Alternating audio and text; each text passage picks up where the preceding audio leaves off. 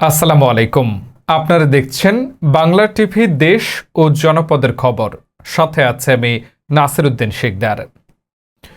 ভালুকা পৌরসভার বিভিন্ন পূজা মণ্ডপ পরিদর্শন করেছেন বিশিষ্ট শিল্পপতি, বিশিষ্ট ব্যবসায়ী, বিশিষ্ট দানবীর, ভালুকা ঐতিহ্যবাহী চৌধুরী পরিবারের কৃতি সন্তান ও ভালুকা পৌরসভার মেয়র পদপ্রার্থী আলহাজ আসাদুজ্জামান চৌধুরী মাসুদ। আমাদের ময়মনসিংহ জেলা প্রতিনিধির পাঠানো তথ্য ও ভিডিও চিত্রে দেখুন বিস্তারিত। মঙ্গলবার রাতে ভালুকা পৌরসভার বিভিন্ন পূজা মণ্ডপ পরিদর্শন করেন ও বিএনপির চেয়ারপারসন, সাবেক প্রধানমন্ত্রী দেশনেত্রী বেগম খালেদা জিয়া এবং ভারপ্রাপ্ত চেয়ারম্যান তারেক রহমানের পক্ষ থেকে শারদীয় দুর্গোৎসব এর শুভেচ্ছা পৌঁছে দেন তিনি।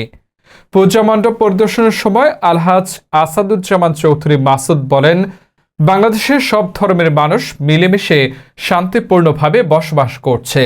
পূজা শুধু হিন্দু সম্প্রদায়ের নয়, এটি সার্বজনীন আনন্দ উৎসব। তিনি সবাইকে মিলেমিশে এই উৎসব সফল ও শান্তিপূর্ণভাবে সম্পন্ন করার আহ্বান জানান। তিনি আরো বলেন, আপনারা কখনোই আপনাদের সংখ্যালঘু মনে করবেন না।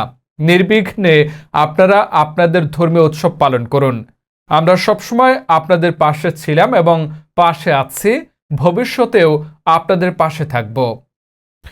এ সময় উপস্থিত ছিলেন ময়মনসিংহ দক্ষিণ জেলা শ্রমিক দলের সম্মানিত সদস্য ও ভালুকা উপজেলা শ্রমিক দলের বিপ্লবী সহসভাপতি সেলিম মোহাম্মদ কাদের, বিশিষ্ট ব্যবসায়ী ও বিএনপি নেতা সওদাগর পাঠান, যুব নেতা শাহিন, শ্রমিক নেতা রফিকুল ইসলাম রফিক, সোহাগ, শফিক, জাহাঙ্গীর, সুহেল রানা, আতিকুল, আসাদ, সুমন, বিএনপি নেতা সাগর পাঠান, যুবনেতা ইদিল, রুবেল সহ এছাড়াও এ সময় পৌরসভার 9টি ওয়ার্ডের বিএনপি ও অঙ্গ সহযোগী সংগঠনের নেতৃবৃন্দ এবং ভালুকা পৌরসভার পূজা মণ্ডপের সভাপতি, সাধারণ সম্পাদক সহ আরও অনেকেই উপস্থিত ছিলেন।